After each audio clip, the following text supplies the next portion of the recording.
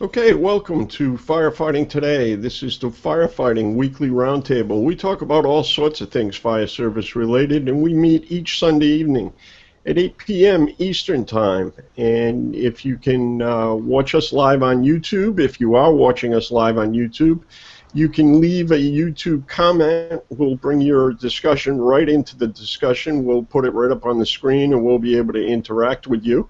So feel free, if you are watching us live on YouTube, to leave a comment. And if in fact you're using Twitter tonight, if you use the hashtag FFT emergency, Firefighting Today emergency is our topic tonight, we'll be happy to follow those comments as well. So let's get started with an introduction, and we'll go through tonight. So my name is Peter Lamb. I'm the author of PeteLamb.com, and I'm the host of the Firefighter Training Podcast. So let's start with you, Adam. We'll go from that end of the panel. Adam. Hey guys, Adam Ganaway, coming to you from Kellogg, Iowa. Volunteer with the Kellogg Fire Department, captain. Been in the fire service for 13 years and part of our junior fire program. All right, good stuff. Thanks for being here. Charlie. Charlie Hall, Deputy Chief, TF Green Airport Fire Rescue here in Providence, Rhode Island. Excellent. Thanks, Charlie. Christine, say hello. Christine Saraceno, EMT from Woodridge, New Jersey, student of the trade. Excellent. Excellent. Ethan. Hey Pete, Ethan Bansek, Lorraine, Ohio, student of the trade, up-and-coming firefighter. Good, good. Frank, say hello. Frank Blackley, Wilmington, North Carolina, Fire Department Assistant Chief of Administrative Services. Okay. And Joe is back with us. He stepped away. Joe? Hi, Joe Starnes. I am a geezer with Oak Grove Volunteer Fire Department. As opposite of these young, talented young people, I'm on my way out, Chief Lamb, and so I'm the geezer on the way out, and I'm admiring the students of the trade. Well, that's a good thing. That's a good thing. We should admire the students of the trade. I may want to disagree with you just a little bit, Joe. If some of the folks on the panel, myself included, knew the things that you forgot, we'd be better off. I can tell you that. You've got a lot to offer. Chief, you would also need a bail bondsman. Yes, I would need a bail bondsman, absolutely. So tonight I thought we would have a discussion, kind of a little lighthearted discussion, take it in a different direction. Many of us learned, I remember as a youngster, and Frank, we were just chatting offline, watching the television show Emergency. You can still find it in reruns. You can still find it around and about. Some of our youngsters really, it's before their time. But I'm kind of just going to take it in a different direction and see what things we remember about the show that might be applicable today or might still be applicable in today's fire service.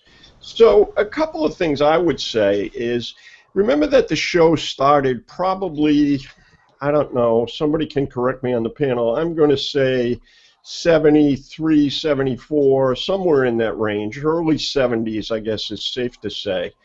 And I would say that it made a difference. It was the start of paramedic programs in Seattle, Miami, and Los Angeles. And I think, quite frankly, I don't know of a television show that had the impact on the public. The public watched this thing on TV and then said, you know, why aren't we getting those services here? I think that was the case. Charlie, you were around during that time frame. Do you think that it really had an impact on what the public saw as EMS today? I would say that's very accurate, Chief. I got on the job in '74, and the EMT cardiac program in our department was I'm not going to say born of the show Emergency, but I'm sure that show had an effect on the opinion of the public, and it made it easier for our department to sell the program to the public. The added taxpayer expense taking the emergency medical services in the street up quite a few levels to where it is progressing to where it is today. All of that said, I'm sure that educationally anyway for the public, that had some bearing on it. And yes, I would say your statement is very accurate. Yeah, I think it did make a difference. Joe, what was going on in your world in the 70s? How was the ambulance run? I will just speak for myself for a second. If you were on the ambulance, you probably had a Red Cross, American Red Cross Advanced First Aid card. That's literally what you had in the old days. And as Charlie said, I know in my department, I was one of the first EMTs, and that was in 1975. So anytime prior to that, now we were a small volunteer department, it was kind of like first aid training. Joe, is that what you recall in your area somewhere in the early 70s? Well, in my area, the ambulance service was the funeral home ran the ambulance service. That was the first, and we actually, our fire department actually started the first responder program in our county in 1982, and that was that's way up there for you guys who were in the modern world. But we had an ambulance service that ran from the county seat to, in our district, was about 11 miles, about, as quick as you could drive it. And my mother had a heart attack, and so we went out and had me responder program in the county in '82 and fought with the current EMS system. They were sure this DOT responder program was going to kill people and that sort of thing. So the show Emergency, the original show had a lot to do with paramedic level service in the United States, because part of the intent was to do that. And so. Yeah, I think you're exactly right, and I think it did bring people to light. So I think the best place to start, we were talking offline, Frank, you recall as a youngster watching the very first episode. So tell me some things that stuck in your mind. Tell me some things that you can remember about that show, or some things that may have had some impact on the discussion we're having now. As I mentioned earlier, I remember watching the movie as a kid.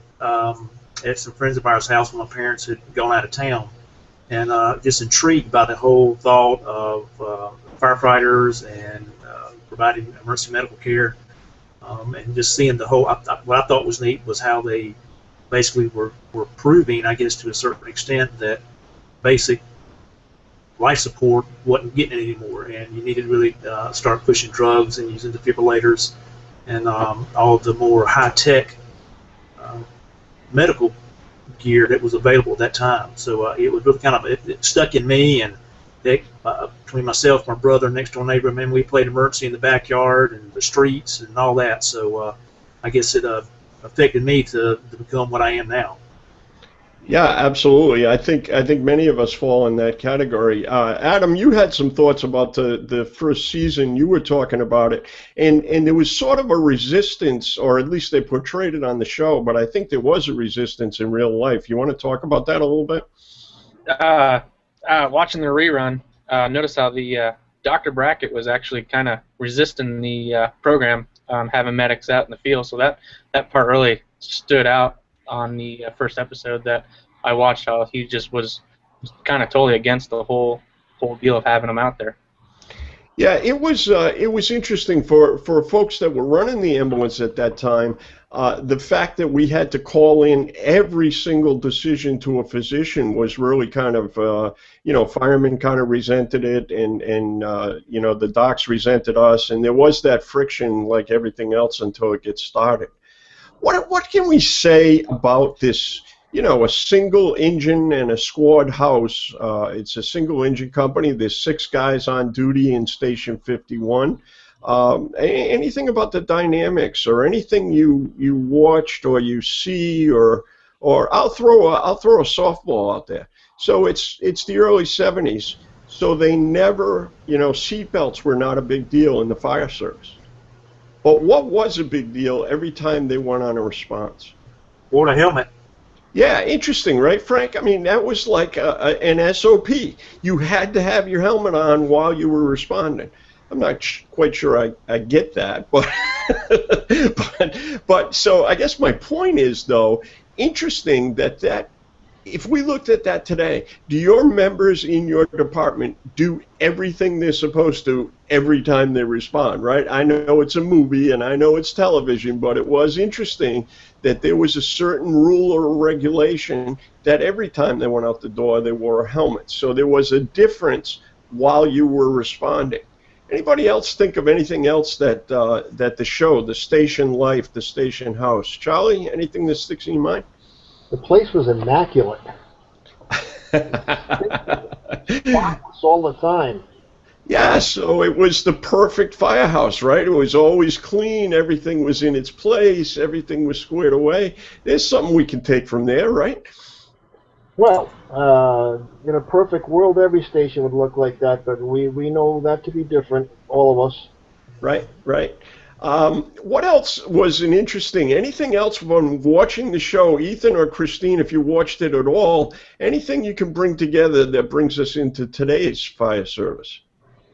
Pete, there definitely was no social media discussions. Yeah, nobody had their cell phones out, right, before the technology. But you know, you set me up with a softball, because what I was going to say is very interesting. It was a lot of visibility about the meal. There was a lot of kitchen table talk at the meal, and always that interaction. Adam, you wanna chime in on that? Yeah, I was just gonna mention something. I mean, just seeing them in the firehouse and how they got along and kidded around between John Gage and I can't remember Chet. How those two kind of went back and forth and gave each other grief. I mean, that's just was really cool. That kind of stuck out. The brotherhood of the whole thing. Yeah, I think it was a good thing. I kind of wonder how Chet avoided getting his nose broken. Yeah, Chet was the firehouse clown. It's a wonder he wasn't locked in his locker or something. Yeah, absolutely. Joe Starnes, as you remember watching this show, are there any things that we could, how about the way they fought fires? How about the way they did business? Do you recall any of that, or anything we can transition till today? Well, it's interesting to me.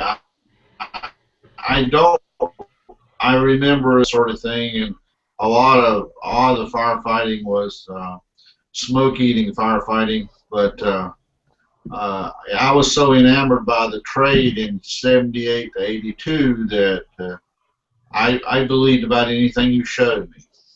Right, right. But the technology, I think one of the things for any of us today, Frank as a chief officer, Charlie as a chief officer, and even Joe to some degree, I mean, we wouldn't think twice about laying a 4-inch feeder today. And back in those days, it was a split bed of 2.5-inch hose, right? You can remember seeing them go to fires and laying 2 hose lines out of the back of the truck. And that's the way it was in those days for many, many years. Charlie, your thoughts? Awful. It's a throwback, and I remember when LDH was introduced in my department. Many of us we've never done it that way type of thing, and it was, we refused to be impeded by progress, and it turned out that was one of the best things that ever came along, and once it was in full use, it was embraced. One thing I noticed about that, they had an awful lot of use of the wide pattern fog nozzle. I mean, every time they went inside to something, that nozzle was open wide fog, and I used to sit there and think, yeah, it looks good, but you're not gonna put much fire out like that. You gotta move in a little closer and narrow that pattern down. But then I found myself talking to myself, and that's always dangerous, so I stopped. Right. So does anybody guess now? Ethan, you're kind of a technical guy. Joe would know the answer to this at first value. Why did they use the fog? Does anybody actually know? Frank, you probably know the answer to that yourself. So think about the fires. What was the real fire on the show? And why do you think they had to use that fog? I'm gonna guess they probably use propane, maybe on the show. Yeah, so I think the deal was two things, Adam. I think you're right. I think the deal was it was all propane fires, and visually for the TV show, this wide fog spray was like a big deal, right? But I think there was really an actual real life danger of them putting out the fire. So I think the fog was kind of the mode of choice. But great, I mean, absolutely that you picked that up, Charlie. Absolutely. So tell me about what kind of guy was Captain Stanley? What kind of guy as an officer was Captain Stanley? Joe, you're a leadership kind of guy, and what are your thoughts about the captain? I think I probably have less memories of it than most, but he was always the calm. Is that the guy I'm thinking of, the tall, skinny guy? Yeah, absolutely. Yeah, he was always the calm, had his act together, command presence, the as Bruno would say, the designated adult, and that was just some initial impressions trying to get back that far in my memory. Yeah, Frank, what are your thoughts about the captain? He wasn't big in the first episode, but what are your thoughts about him as you recall it and as you remember? He seemed to be pretty even keel, and he would provide input when he felt like it was necessary, and I think everybody respected him for it, and I think that was some of the things that stuck out in my mind about him specifically. Yeah, I think there was this kind of unwritten, it was never said anywhere, but you certainly didn't question the captain. Everybody kind of got along with him, they joked with him, but there was a measure of respect for him. And I kind of chuckle, the fire service today, at that point in time, we didn't do much with EMS. Today, EMS is a big part of our business, and somehow, when I say this, I'll see if I can get a rise out of Charlie here, in the Northeast. Can you imagine the captain getting up to answer the radio for every squad, every time the squad went out? Can you imagine the captain coming out and watching his crew go out the door every time the squad went out? Charlie, what do you think? You think that's happening much in the Northeast anymore? Well, unfortunately, I'm afraid it is. If you believe the statistics as they're written, 75 to 80% of our responses are EMS related, and I live that because as when I'm on duty, I run calls, and I run everything but EMS, and a good 80% of our calls are EMS related, and so I have to, as a matter of fact, I sometimes just go out and watch the truck go to think wistfully that used to be me, and in many cases wish it still was. And I will, about Captain Stanley, I think the man showed a quiet and confident leadership. He had quiet and confident leadership abilities, and I got the impression from him that again, it's TV, but I got the impression that those guys would have done just about anything for that guy, because I think he respected them as well. I think he respected their abilities, and too often it's forgotten that the street name respect runs in two directions. Yeah, absolutely. Now, Adam, before, when we were offline, Adam had a little bit of a recount of an episode he watched. What about when they brought the other captain in, right? They brought another captain in, Adam. What do you remember about that episode? And the guys didn't really care for that captain. They were scrubbing trucks, cleaning the trucks, make sure them trucks were nice and shiny, and he used to have a quote that said something about, you may not appreciate what I do around here, but I'm going to make men out of you. And I remember those guys always squawking about that in the truck bays. And, yeah, he was just one of them captains where it's got to be done this is the way it is. And the guys didn't really care for him, and they were happy when Captain Stanley came back to shift. Yeah. There was an episode that was kind of an interesting one for me because I almost sort of lived through that or something similar, where they brought an old captain in who had no faith in paramedics. He didn't understand them, he didn't believe them, and so forth. And on the very first fire call, he kind of runs in the building without an air pack, pulls out a stuffed chair, pulls an old man down, and he's yelling at them for putting on their air packs. And if you recall, Charlie, it sounded like you recalled that episode. Yeah. It brought to mind, quite frankly, some stark memories of my first couple of years on the job. And I'm not proud of this at all. It's just a fact of history. It was the quote unquote air packs are optional time of firefighting where we were just turning the corner, and I would watch and see what my lieutenant did. If he didn't put it back on, neither did I. And many times I was much more sorry than he. Once we entered the IDLH, I'm glad those days are way behind us. And if you remember the way that episode ended, it ended with a fire in a chemical factory, I believe. And this captain and one other firefighter, I forget who it was, ended up overcome by fumes. And then the end of the episode is when he asked them how all that equipment works and if they could show him how to call the hospital and all that. So in the space of an hour, he came around to the modern way of thinking. Yeah. Well, yeah, it's funny. That's another one that always I used to sit back and chuckle.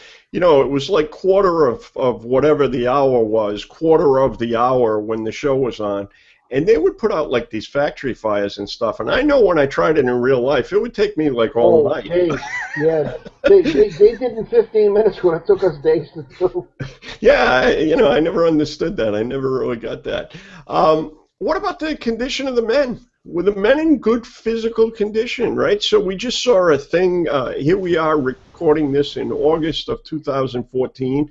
I think it was probably a month ago. I'm sure Ethan can correct me on this because he's got it. But they just put a thing out where, 60% or some percentage of the fire service is obese. That was just a study they just put out. A frightening study, I might add. What kind of shape were the guys in when on the emergency show? Joe, what do you recall as you remember watching those guys walk around and do what they had to do? What was their physical condition? Well, they were all skinny, in-shape guys, for what I remember about the show, and that there wasn't a task they didn't tackle that they weren't in shape to do. They would run or climb or pull or push. They looked in shape, is what I remember. Yeah, absolutely. I think that was a big deal. That was a big deal. None of them were bald either, and I found that to be very disconcerting. You were a little upset about that, yeah, because they all. Yeah, I mean, come on, really. Let's represent here. You know what, Charlie? I think it's discrimination. I think you've got a case. I think you can file something for that. Actually, Charlie, it was Hollywood. Yeah. Well, as I said to Peter earlier today, I've got a face for radio anyway, so I guess I'll never be included in any television shows. An interesting thing I found, and I noticed it when I started in the fire service. We were a very small department, didn't have stuff, but we had some older firefighters that had been in World War II and been in the service or whatever, and a bunch of Navy people. Charlie would tell you we had, the Newport Navy base was here in Rhode Island. The Quonset Naval Air Station was here in Rhode Island. A lot of Navy folks. And as I watched Emergency, I would often just kind of marvel. Did you ever notice how much rope work they did? Ropes, knots, rigging, hauling, hoisting, climbing, rappelling. Frank, did that ever occur to you how much rope work was emphasized in the 70s, the early 70s? I don't know if it was the case in your department, but I know it was a big deal. We had to know all these knots and all that sort of stuff. How was it for you, Frank? Well, by the time I finally got in the fire service, it was after, obviously, Emergency had gone off the air, but, I was in a small volunteer department, so it wasn't a huge something we did dealt with a lot with. Other than when I actually went to work for the city of Wilmington. Right. We obviously had to learn all of the ropes and knots and all of those different things. But I think really, since the whole technical rescue stuff has really taken off in the last 10, 15 years, I think it's become much more ingrained, at least with us, because we're using the right type of rope. We're not using the manila rope like you saw in an emergency. We're making sure that after a certain period of time, the rope is being disposed of, and we're not seeing all that may have been taking place during that time. So. No, absolutely. But I think it's interesting that, you're right. I was going to say that up until the advent of tech rescue, these guys did it all, right? These paramedics did it all. They were climbing towers. They were doing trench rescue. They were doing all that sort of stuff on a regular basis. And it was expected that that was part of their job. So I thought that that was kind of an interesting thing that always intrigued me. We lost a bit of that skill. I think you're right, Frank. I think our tech rescue guys today can do all of that and a bag of chips besides. But I think that, in the day, the firefighter, I think one of the things that the show said to me was that the firefighter has to be the jack of all trades, right? That's what I got out of it was, the paramedics were something a little bit special, and they had to be the jacks of all trades. I don't know. Anybody want to chime in on that? Adam, is that the way you saw it? Yeah, I did. With all that rope rescue, I mean, Johnny and Roy did it all. They did from going down the cliffs to jumping in the ocean after that helicopter that had slipped off with the patrol guy in it. So yeah, they did it. They did everything. Yeah, jumping in the water with your uniform on, I only had to do that once, and it really was not a pleasant experience. That kind of was before cell phones and stuff. But Charlie, did you ever make an over-your-head rescue in uniform in the water? No. No. Anytime I had to enter the water was always in a survival suit. Numerous ice rescue calls and cold water rescue type situations, but always with the stern suit. That I must say worked very, very well. Keeping in mind Southern California, the water's a lot warmer, so perhaps they didn't feel a need. Swimming pool rescues. I've never been involved in a warm weather swimming pool rescue. I just thankfully I missed the ones that came in. But cold water rescue, you always had the stern suit on. Yeah, I always managed to get the short straw. Mine was a swimming pool rescue where it was a little bit bizarre. The lady, there was a spotlight near an above-ground pool, and they were playing with a ball in the pool. And so she took the thing that skims the leaves, right? You pick up the leaves, this big pole. She was going to reach out and get the ball, and actually struck the electrical wire. So she got jolted in the pool, and we showed up, in uniform, and obviously had to jump in the pool. So that was. But Johnny and Roy did it all the time. I don't think that L.A. had a cleaning bill for their uniforms. I think they kept trying to wash their uniforms. That's what they were doing. I think it was just a cosmic plot. Now I got to drag Joe Stearns into the conversation, and part of what made me bring up this episode tonight was. I actually was watching a rerun, I don't know, a couple of weeks ago, 2 or 3 weeks ago, and this occurred to me, and I immediately thought of my friend Joe Stearns here, and there is an episode, Joe. This is your homework assignment. You'll have to search for this online. But there's an episode, I think it's season 5. It might even be episode 5 of season 5. And the first 30 seconds of the show, Captain Stanley is doing a training. And everybody's sitting around the training. And this is 1975, it's got to be 74 or 75. And what Captain Stanley said was, he's drawing on the board, he's got a floor plan of a house. And he said, I want you to go in and use a fog stream, and I want you to put it in this door and get out of there right away and shut the door. And go to the next room and do the same thing. Put that fog stream in and shut the door on your way out the door. And I said, boy, do I know who that guy. I got the right. So isn't it funny that, what we're doing today, they were talking about indirect attack. It was something different than what we're talking about today. But interesting that the door was a conversation in 1975 on a television show. So what do you think, Joe?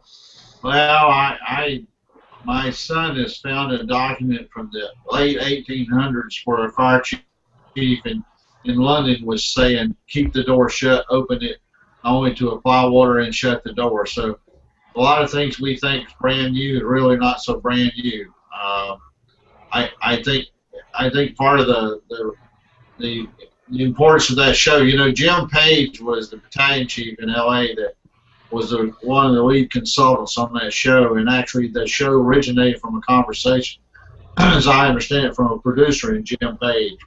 And I think one of the things that comes out of that is that our heritage is really strong. As a young firefighter, several years after that show previewed, you know, I was in a rural environment, and that was like something that I couldn't dream of. Matter of fact, the first squad that our station built was a Dodge squad on a ton chassis, just like that.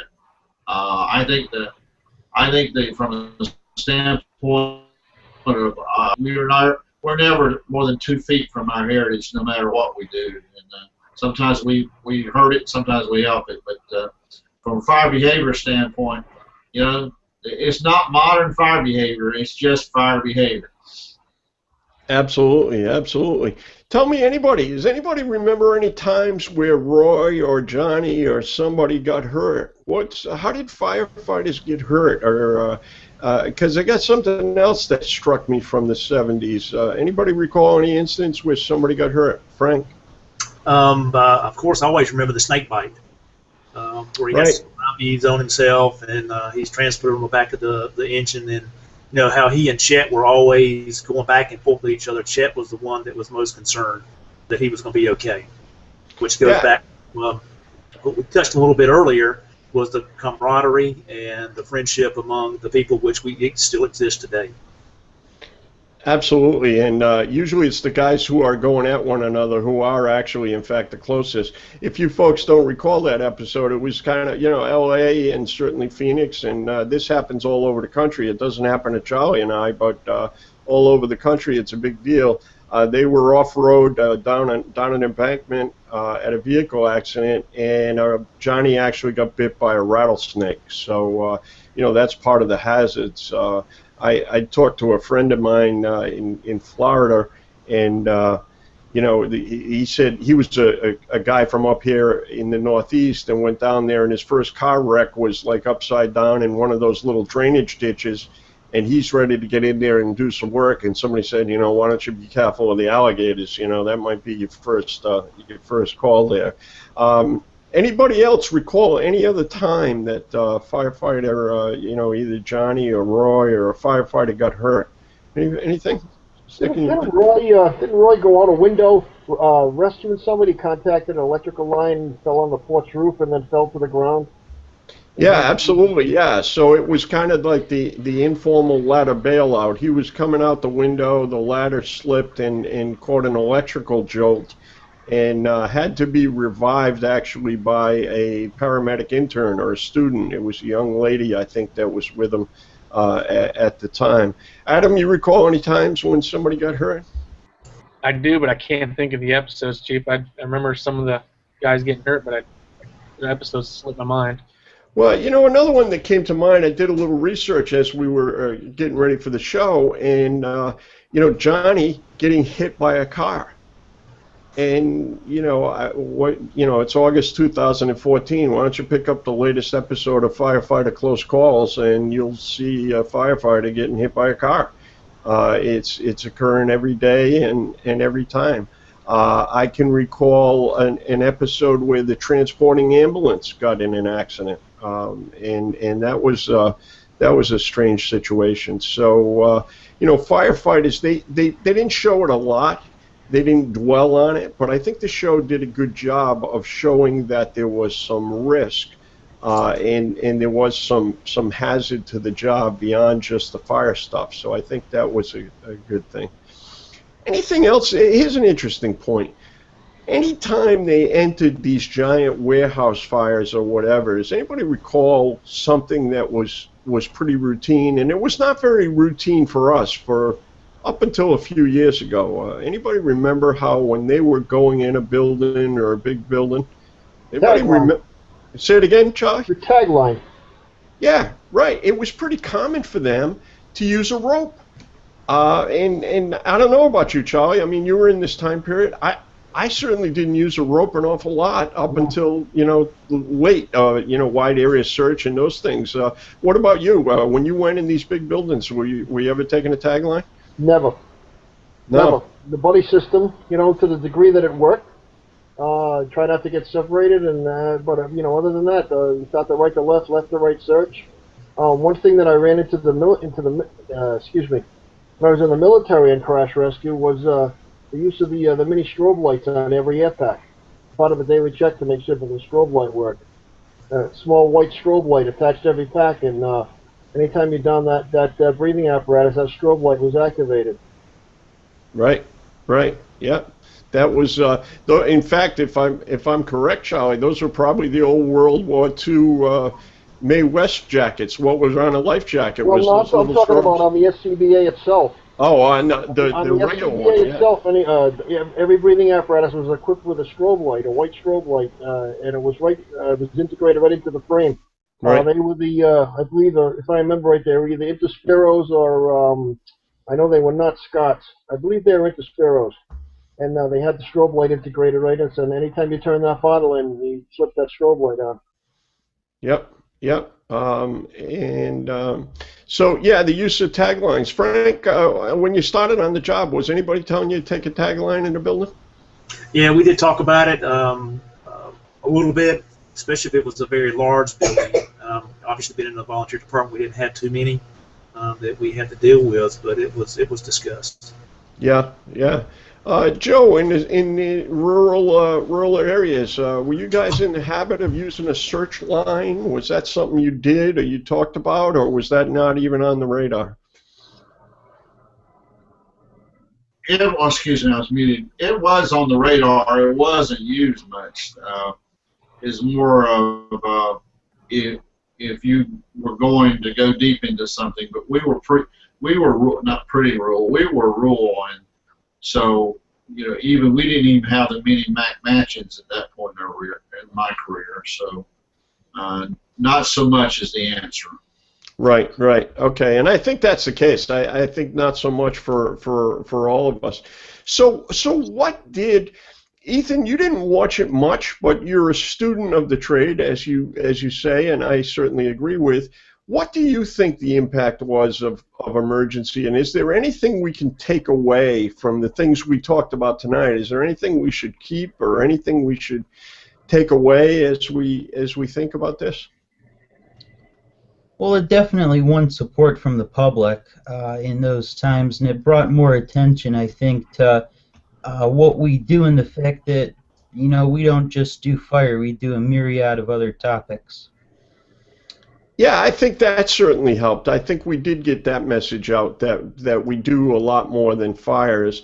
Christine, you didn't know much about the show, but as we were talking about it, what are your thoughts on what you do know of the show or what we talked about tonight?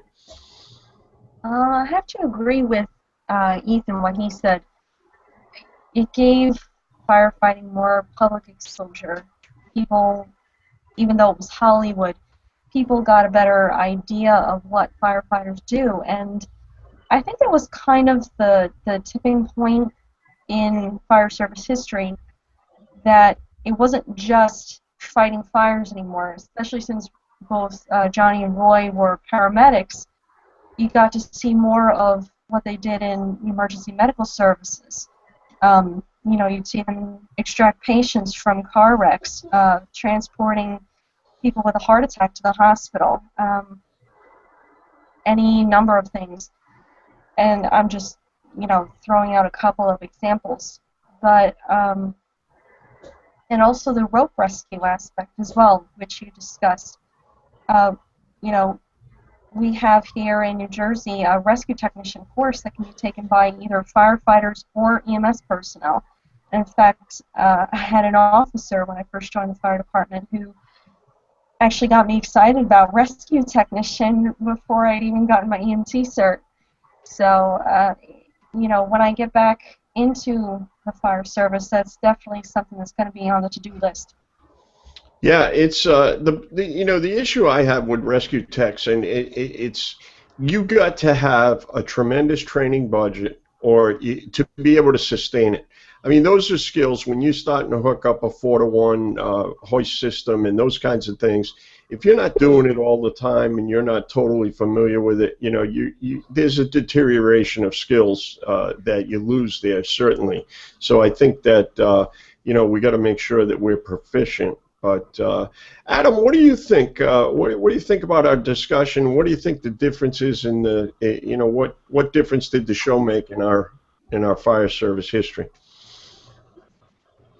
Kind of watching the shows that kind of bring stuff to mind. Probably be off subject here, but radios. Not every single firefighter carried a radio. You had Captain Stanley that held a radio, and either Roy or Johnny had the radio. So going into these structures, didn't have communications to the outside like we do today in our, I don't want to say modern firefighting, but today's firefighting. And like you guys were talking, the large diameters, you didn't see a lot of large diameters. Large diameter here in our department was probably, we just got it probably about 7 years ago, and that was donated from a department neighboring to us because they had went to a bigger diameter, so we were still using 2.5 for a supply line off the hydrants. So, you know, a few of those things kind of, you know, stick out here. Yeah, well, I don't want to put you on the spot, Adam, but I do have a question. If you were using 2.5, have you ever actually used a hose clamp in real life? Have you? No, we don't even have a hose clamp here. Yeah, well, not for large diameter, but in the old days, and it's interesting if you do watch the show from now on. That was Captain Stanley's first job.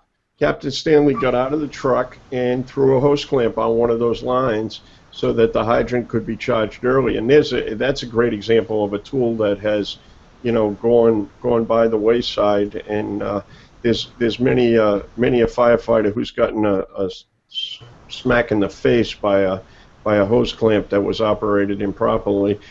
Yeah, I'm looking in the chat room, and absolutely, somebody's talking about high expansion foam. Great one.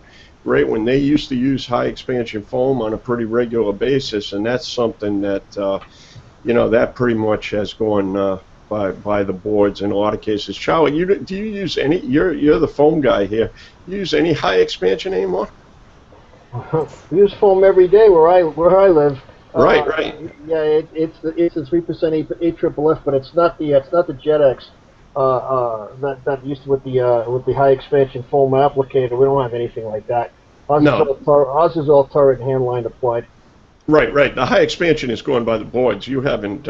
You probably haven't used that since your military days, I'm guessing. No, right? No, not even then. To tell you the truth, we used to practice with it.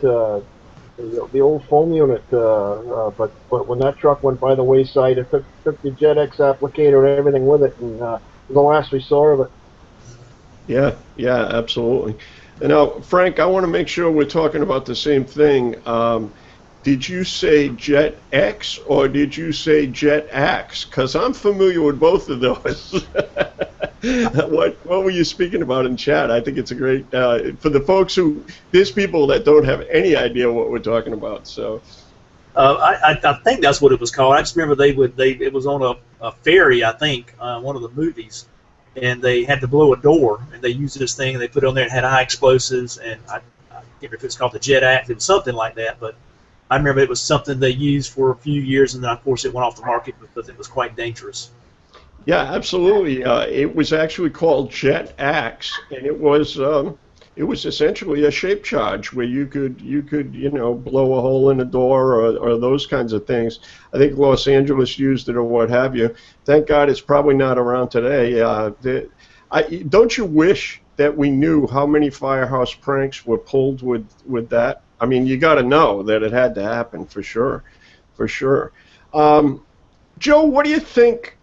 What things from emergency should we bring back today? Is there any of those things we should hang on to? We love talking nostalgia here on the show, but are there any things or any principles that we should keep with us? You're muted, Joe.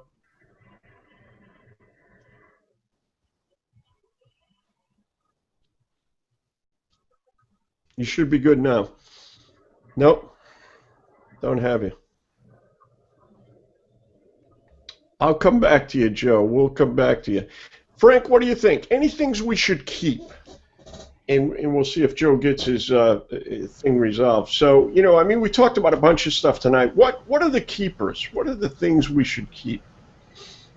I guess one of the things that always sticks out to me is that when you look at the episode and really listen to, especially some of the medical lingo they use, it's pretty darn accurate. And you know, for a TV show, and you know, you look at some of the new ones, and it's like, man, it's ridiculous. But to me, emergency is something that was really almost real compared to obviously the new ones now, which has got, you know, the Lord knows what they've got in it.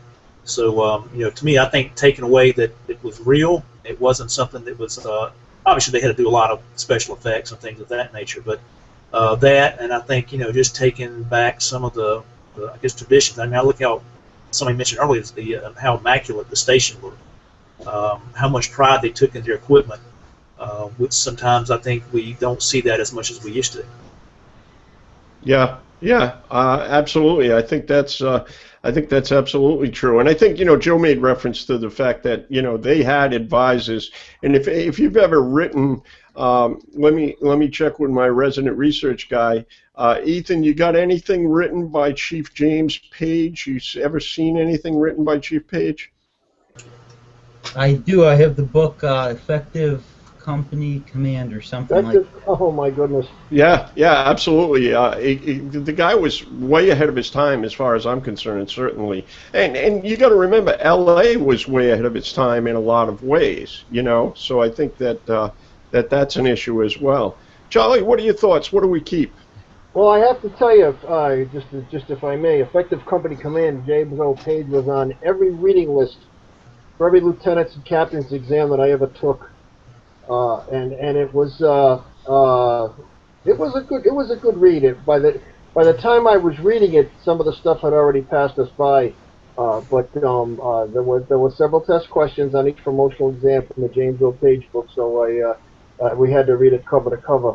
What would we keep? I like the cooperation that we used to see between the medics in the hospital and between the fire department and the police department, how they worked hand in hand with each other, which I thought was very good. And I would hope that we still have that to a degree. But I know I've seen law enforcement and fire service people that don't see eye to eye, and that was never evident on that show. No, absolutely. There was a lot of camaraderie in it. That poor cop worked an awful lot because it was the same cop at every fire. There should have been more cops in Los Angeles than that. if I can go off subject for just or off that particular topic for just 1 second, surprised nobody else brought it up. Their turnout gear. They had coats and helmets, and they had gloves, and that was really about it. And I'm wondering what happened from the waist down. Well, I don't know how familiar you are, but it wasn't up until that long ago. They were still running that way. Frank, Ethan, you would probably be the best researcher. In some cases, they were still running with Nomex pants. Everybody's in bunkers now, I think, but it lasted longer than you think, Charlie. I'm stunned. You know, for a show that was or a department that appeared at least television-wise to be as progressive as they were, that was one thing that always jumped out at me.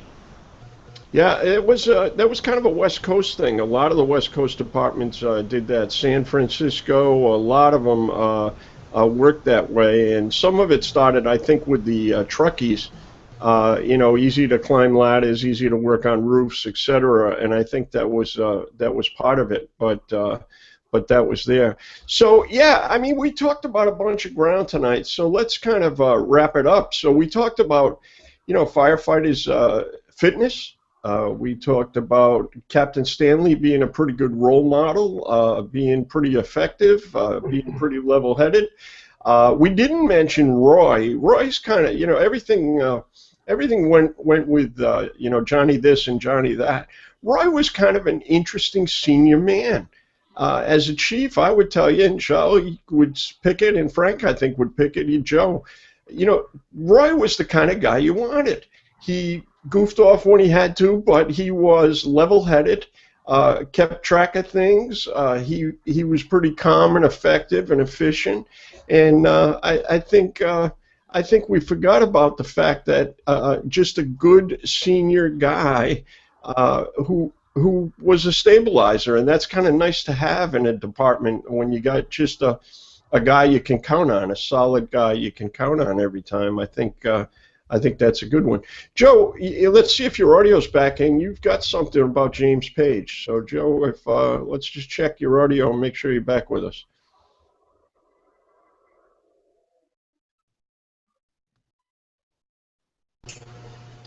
I'm hearing you now, Joe. Try it. Nope. Nope. I'm seeing your lips move, not getting any audio at all. One thing about James Page is in 1973 he actually came to North Carolina to run the Office of Emergency Medical Services. I don't know if that's what Joe was going to talk about, but he really improved the whole pre-hospital care statewide here, really taking it to the next level. Oh, excellent, excellent. So let's see. I do want to hear from Joe if he gets hooked up there, and we'll put him on the spot. Hey, Charlie, their bunker pants were in their room at night. That's where their bunker pants went. At night, they would jump in their bunker pants and take off. Yeah, I remember that. I remember that episode when Johnny got hit by the car that Peter brought up, and I remember they were in bunkers for that.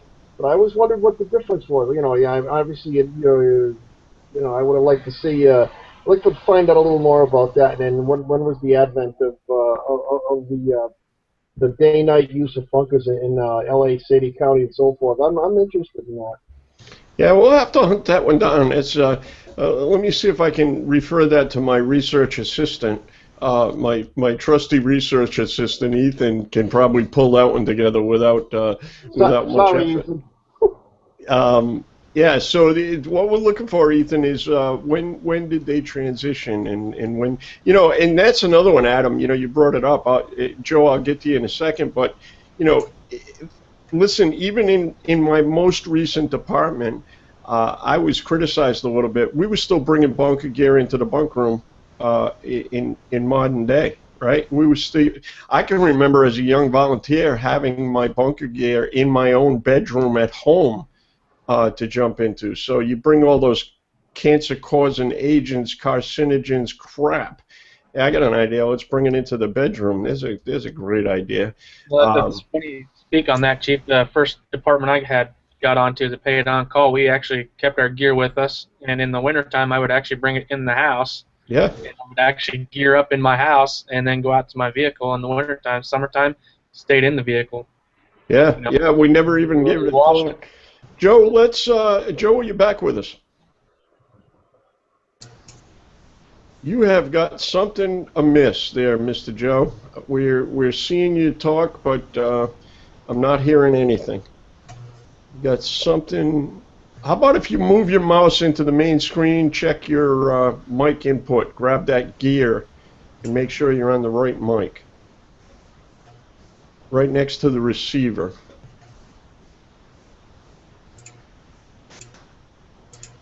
We're going to get him on. The guy knows communications. He can do this. I know he can.